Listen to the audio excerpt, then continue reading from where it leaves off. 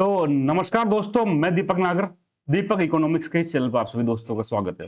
दोस्तों, इस चैनल में डेली डिस्कस करता हूँ डेली इकोनॉमी न्यूज। और आज है डेट 17 अक्टूबर 17 अक्टूबर 2025 दोस्तों। तो दोस्तों, आज एक इंपॉर्टेंट न्यूज सामने आई है। बेसिकली न्यूज तो 15 तारीख को आ गई थी, लेकिन मैं इसको डिस्कस आज करता हूँ। SEBI cracks whip on insider traders in IEX shares are 173 crore cash unearthed. Basically क्या हुआ था, कुछ लोगों ने जो इंडियन एनर्जी एक्सचेंज के शेयर्स थे उसको लेकर इनसाइडर ट्रेडिंग का प्रयोग किया था, जिससे उन्होंने क्या किया, 173 करोड़ रुपए के आसपास जो इलीगल प्रॉफिट कमाया था। तो सेबी ने फाइनली उस पर क्या किया, उस पर कुछ ऑर्डर दिया, उसको बैन कर दिया बेसिकली 8 लोगों को फर्दर ट्रेडिंग करने के लिए। तो सबसे इंपॉर्टेंट वर्ड है दोस्तों यहाँ पर इनसाइडर ट्रेडिंग।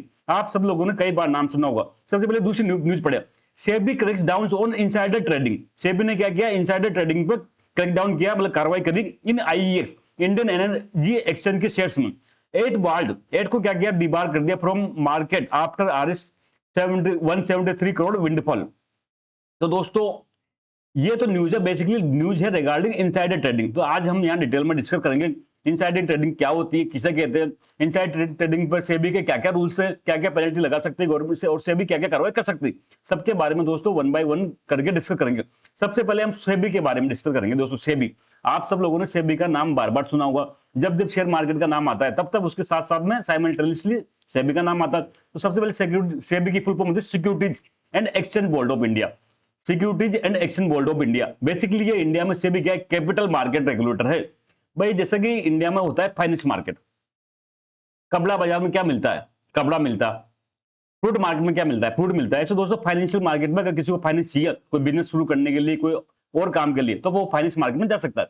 फाइनेंस मार्केट दो तरह के होते हैं, मनी मार्केट और कैपिटल मार्केट। मनी मार्केट जहां 1 साल से कम के लिए पैसा मिलता है, कैपिटल मार्केट जहां 1 साल से ज्यादा के लिए पैसा मिलता है। तो बेसिकली ये क्या, जो 1 साल से ज्यादा का पैसा मिलता है उसको कैपिटल मार्केट कहते हैं। इसमें दोस्तों शेयर मार्केट आ गया, पूरा शेयर मार्केट आ गया, इसमें म्यूचुअल फंड आ गया, तो ये बेसिकली क्या, सब कैपिटल मार्केट के पार्ट है। तो इस शेयर मार्केट को, म्यूचुअल फंड को कौन रेगुलेट करता है, इंडिया में रेगुलेट करता है दोस्तों सेबी। सेबी के पास पूरी पावर है शेयर मार्केट को रेगुलेट करने की। आपने जब जब शेयर मार्केट नाम सुना होगा तभी तभी सेबी का नाम सुना होगा। तो basically it is capital market regulator. इसकी स्थापना दोस्तों 1988 में हुई थी। सेबी की जो बेसिक स्थापना हुई थी 1988 में हुई थी। लेकिन शुरुआत में दोस्तों इसका केवल एक एग्जीक्यूटिव बोर्ड थी, गवर्नमेंट ने केवल एक आदेश जारी करके कर दिया था, इसका कोई कानून नहीं था, तो इसलिए पावरलेस था, कम पावर थी। लेकिन फाइनली पार्लियामेंट ने क्या किया, सेबी एक्ट 1992 पास किया, और 1992 में इसको क्या किया, स्टैट्यूटरी पावर दी। मतलब इसको क्या किया, कानूनी प्रावधान कब दिया गया, 1992 में। कौन से एक्ट के माध्यम से, सेबी एक्ट 1992 के माध्यम से इसको स्टैट्यूटरी पावर दी गई, और ये और ज्यादा ताकतवर बन गया दोस्तों। सेबी का दोस्तों हेडक्वार्टर है मुंबई में, क्योंकि फाइनेंस का सारा काम कहां होता है, मुंबई में होता है। तो जाहिर सी बात है सेबी का हेडक्वार्टर भी मुंबई में होना चाहिए। जो चेयरमैन है आज के डेट में वो है तुहिन कांत पांडे जी। आपने इनका नाम सुना होगा, तुहिन कांत पांडे जी। लेटेस्ट में इनका सेबी का चेयरमैन बनाया गया था। ये दोस्तों रिटायर्ड आईएएस ऑफिसर है, पहले इंडिया के क्या रह गए, जो फाइनेंस सेक्रेटरी भी रह चुके हैं, भारत सरकार में फाइनेंस सेक्रेटरी रह चुके हैं। आज की डेट में क्या है, सेबी के चेयरमैन है तुहिन कांत पांडे जी। अभी लेटेस्ट में अपॉइंट की थी मैंने, इनके अपॉइंटमेंट के बारे में आपको डिटेल में बताया भी था दोस्तों। तो ये तो पूरा बात हो गया सेबी का। SEBI basically capital market regulator है, एक तरह से शेयर मार्केट को कंट्रोल करता है। अब शेयर मार्केट में कोई बदमाशी होगी तो उस पर कार्रवाई कौन करेगा, उस पर कार्रवाई जाहिर सी बात है ये सेबी करेगा। तो दोस्तों ऐसे ये आईईएक्स का नाम पड़ा अभी मैंने, इंडियन एनर्जी एक्सचेंज लिमिटेड। भाई पूरे इंडिया में कई सारे तो कंपनी ऐसी जो बिजली प्रोड्यूस कर रही है, अडानी भी कर रहा है, स्टेट की अपनी अपनी क्या होती है प्रोडक्शन कंपनी जो होती है वो करती है। तो पूरे इंडिया में ऐसे कई सारी कंपनी जो क्या कर रही है, पावर को प्रोड्यूस कर रही है। और कई सारे दोस्तों इसके कस्टमर हैं, कई सारे कस्टमर हैं, जैसे डिस्कॉम कंपनी, जैसे राजस्थान में जयपुर विद्युत वितरण निगम लिमिटेड, जोधपुर विद्युत वितरण निगम लिमिटेड, अजमेर विद्युत वितरण निगम लिमिटेड। ये सब क्या डिस्कॉम है, जो बिजली को घर घर पहुंचाती है। कुछ लोग प्रोड्यूस करते हैं, अडानी ग्रुप प्रोड्यूस कर रहा है, एनटीपीसी प्रोड्यूस करता है, कई सारे करते हैं। तो इन दोनों के बीच तालमेल कैसे हो, तो इसके लिए एक एक्सचेंज बनाया गया। एक क्या हुआ, एक एक्सचेंज बना दिया ताकि वहां पे क्या कर सके, ये ऑनलाइन दोनों मिल सके। तो बेसिकली इंडियन एनर्जी एक्सचेंज क्या है, it is electronic system based power trading. यहाँ पे क्या होती है, पावर ट्रेडिंग होती है। भाई शेयर मार्केट में शेयर की खरीद बिक्री होती है, इंडियन एनर्जी एक्सचेंज में बेसिकली जो पावर होती है, बिजली पैदा होती है, उसकी ट्रेडिंग होती है दोस्तों। तो ये electronic system based power trading exchange है, जहां पे क्या कर सकते हैं, दो लोग मिलकर या दो एंटिटी मिलकर क्या कर सकते हैं, पावर का ट्रेडिंग कर सकते हैं। एक तरफ तो होंगे प्रोड्यूसर, एक तरफ होंगे जो बायर होंगे। दोस्तों ये इंडियन एनर्जी एक्सचेंज है, इसको रेगुलेट करता है कौन, इसका नाम याद रखना इंपॉर्टेंट है, CERC, central electricity regulatory commission. Bharat सरकार के अंडर में एक कमीशन है basically CERC, central electricity regulatory commission. ये इस आईईसी को रेगुलेट करता है। दोस्तों ये इंडियन एनर्जी एक्सचेंज ने जो की स्थापना वो बेसिकली स्टार्ट काम 2008 से काम स्टार्ट किया। इसका हेडक्वार्टर बेसिकली ये करता है न्यू दिल्ली में। ये खुद एक लिस्टेड कंपनी है, मतलब इसका शेयर बाजार में मिलता है। आज की डेट में इसका शेयर लगभग कितना है, 134 रुपए के आसपास ट्रेडिंग कर रहा है। आप चाहे तो बॉम्बे स्टॉक एक्सचेंज, चाहे तो नेशनल स्टॉक एक्सचेंज के माध्यम से इसके शेयर को खरीद सकते हो। तो ये तो होगी बेसिक इंडियन एनर्जी एक्सचेंज का मामला। ठीक है बात। अब हम देखो दोस्तों, मैं धीरे धीरे चीजों को आगे बढ़ाता हूँ हमेशा एक एक करके, ताकि हमारा कंसेप्ट क्लियर है। सबसे पहले मैंने सेबी को आपको समझाया, फिर मैंने इंडियन एनर्जी एक्सचेंज में क्या काम होता है उसके बारे में आप समझाया। अब मैं दोस्तों बताऊंगा इनसाइडर ट्रेडिंग के बारे में। इनसाइडर ट्रेडिंग क्या होता है दोस्तों? शेयर मार्केट में इनसाइडर ट्रेडिंग एक मेल प्रैक्टिस है जिसको गलत माना जाता है और कानून के हिसाब से भी ये गलत है, उसको पनिशेबल क्राइम है। अब इनसाइडर ट्रेडिंग किसे कहते हैं? सपोज करो कोई एक कंपनी है, ये एक कंपनी है। सपोज करो अभी लेटेस्ट में आरबीएल बैंक का मामला था। आरबीएल बैंक का कोई कंपनी है। अब इस कंपनी को क्या करना था, एक जो Dubai based company, Dubai based bank का इसमें 15,000 करोड़ रुपए का निवेश कर रहा था।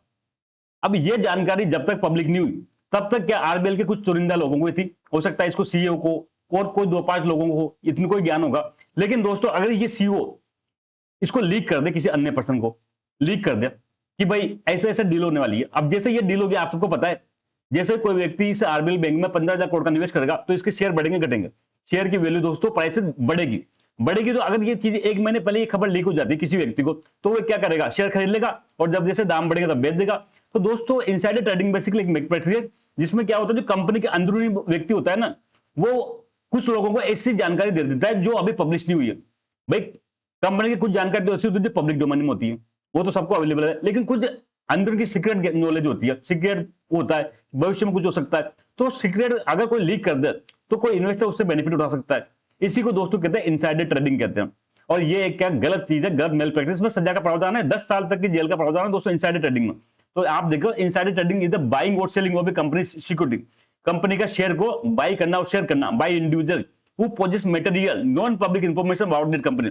ऐसे व्यक्ति जिसके पास उस कंपनी की ऐसी जानकारी जो पब्लिक नहीं है, पब्लिक जानकारी तो कोई दिक्कत नहीं, सबको लीक है, लेकिन ऐसी जानकारी जो नॉन पब्लिक है, छिपी हुई है, लेकिन ऐसी जानकारी को लीक करके कोई लोग कंपनी के शेयर और बाई करके और प्रॉफिट कमाए, तो उसको दोस्तों कहते हैं insider trading. Insider trading ban है भारत में, सेबी के द्वारा प्रतिबंधित है। इसको टेक्निकली नाम देते हैं दोस्तों UPSI, unpublish price sensitive information. मतलब ऐसी इंफॉर्मेशन जो प्राइस सेंसिटिव है लेकिन अनपब्लिश्ड है, ऐसी यूपीएसआई किसी को दे देना और उसका प्रयोग करके बेनिफिट कमा लेना, इसको इनसाइडर ट्रेडिंग कहते हैं दोस्तों। इनसाइडर ट्रेडिंग मैंने आपको बार बार बताया, बैन है। किसके तहत बैन है दोस्तों? सेबी एक 1992 में पावर दी गई है सेबी को कि वो इनसाइडर ट्रेडिंग पर कार्रवाई कर सकती है। सेबी को पावर कहां से आई? सेबी एक 1992 से। तो इस पावर का इस्तेमाल करके सेबी ने एक रेगुलेशन बनाया, SEBI prohibition of insider trading regulation 2015। आप ढंग से पढ़ो, दोबारा मैं बता रहा हूं, सेबी को इनसाइडर ट्रेडिंग को बैन करने की पावर है दोस्तों सेबी एक 1992 से, और उसमें रेगुलेशन भी वो बना सकता है। तो सेबी ने इसी एक्ट का प्रयोग करके एक रेगुलेशन बनाया, SEBI prohibition of insider trading regulation 2015। ये इंपॉर्टेंट है, इनको याद रखना दोस्तों। तो ये जो रेगुलेशन है ये क्या करता है, इनसाइडर ट्रेडिंग को इलीगल घोषित करता है, इसको इनसाइडर ट्रेडिंग की मनाही करता है और साथ में इलीगल करता है। अगर फिर भी कोई करता है तो उसको 10 साल तक की सजा का प्रावधान दोस्तों, criminal punishment up to 10 year, 10 साल तक तो उसकी सजा, जेल की सजा हो सकती है और उस पर मॉनिटरी पेनल्टी लग सकती है। कितनी? 10 लाख से लेकर 25 करोड़ रुपए तक, मिनिमम 10 लाख और मैक्सिमम 25 करोड़ तक इसकी मॉनिटरी पेनल्टी लगाई जा सकती है। अथवा 3 times the profit made from the insider trading whichever is, अथवा अगर इनसाइडर ट्रेडिंग से किसी ने कुछ पैसा कमाया तो उसका 3 गुना तक पेनल्टी लग सकती है, जो ज्यादा होगी वो लगेगी। सपोज करो किसी ने इनसाइडर ट्रेडिंग से 100 करोड़ का बेनिफिट कमाया, तो उस पर फिर कितना पेनल्टी लगेगी? तो उस पर 300 करोड़ रुपए लगेगी दोस्तों, व्हिचएवर इज हाई। और इसको क्या कर सकते हैं, शेयर मार्केट में पार्टिसिपेट करने से बैन कर सकते हैं। अगर कोई इंडिविजुअल व्यक्ति बदमाशी कर रहा है तो उसको शेयर अगले कुछ 4 साल 5 साल 10 साल के लिए क्या कर सकते हैं, सेबी उसको डिबार कर सकते हैं। अब वो क्या कर सकता है, शेयर मार्केट में वो व्यक्ति पार्टिसिपेट नहीं कर पाएगा। यहां तो कोई दुख नहीं है आपको। तो अब हुआ क्या था बेसिकली आईएक्स केस में, बेसिकली इस केस में सेबी ने दोस्तों 8 लोगों को क्या किया, 8 लोगों को दोषी माना कि इन्होंने क्या किया, जो आईएक्स के शेयर थे ना बेसिकली उनके बारे में कुछ मतलब गलत जानकारी या जानकारी पहले अर्जित करके उसका दुरुपयोग किया, जिससे इनको क्या हुआ 173 करोड़ रुपए का फायदा हो। बेसिकली देखो मैंने अभी बताया सीईआरसी कौन कंट्रोल करता है, सीईआरसी रेगुलेटर करता है इसको, किसको, आईएक्स को। इनका बॉस कौन है, सीईआरसी। तो सीईआरसी ने एक आदेश जारी किया था मार्केट कपलिंग पर। क्या किया था सीईआरसी ने, मार्केट कपलिंग पर एक डायरेक्शन जारी किया था, एक ऑर्डर जारी किया था 23 जुलाई 2025 को। और वो ऑर्डर ऐसा था दोस्तों, उस ऑर्डर से क्या होना था, जैसे वो बाहर आता पब्लिक में तो आईएक्स के शेयर गिनने थे, ऐसा मतलब इसके खिलाफ एक तरह से आई नेगेटिव ऑर्डर था। तो इन लोगों ने क्या किया, जो ये 8 लोग थे, इन्होंने सीआरसी के अधिकारी को मिलके पहले ये जानकारी अर्जित कर ली कि भाई ऐसा एक ऑर्डर बाजार में आने वाला है। तो इन्होंने पहले दोस्तों ये काम करके पहले अपना मार्केट में जो भी शेयर था वो कर दिया, जो डेरिवेटिव था, फ्यूचर ऑप्शन, वहां पर अपने एक पोजीशन लेके अपना बेनिफिट कमा लिया 173 करोड़ रुपए का। तो इस प्रकार से इस कार्य में दोस्तों बदमाशी हुई। फाइनली सेबी के पास शिकायत आई, सेबी ने इसकी जांच करी, सेबी ने इसको दोषी माना इन 8 लोगों को कि आपने सीआरसी के अधिकारी से मिलकर वो जानकारी अर्जित कर ली जो न्यू आपके पास होनी थी। तो इन पर फाइनली क्या किया, पेनल्टी वगैरह लगाई जाएगी। फिलहाल इनको डिबार कर दिया, जल्दी इनको देखते हैं कितने दिन की पेनल्टी लगती है, या फिर हो सकता है इनको आगे केस चलेगा तो हो सकता है इनको जेल का भी प्रावधान हो सकता है। दोस्तों आज का मैटर इतना ही था, जल्द मिलेंगे, तब तक के लिए थैंक यू, जय हिंद।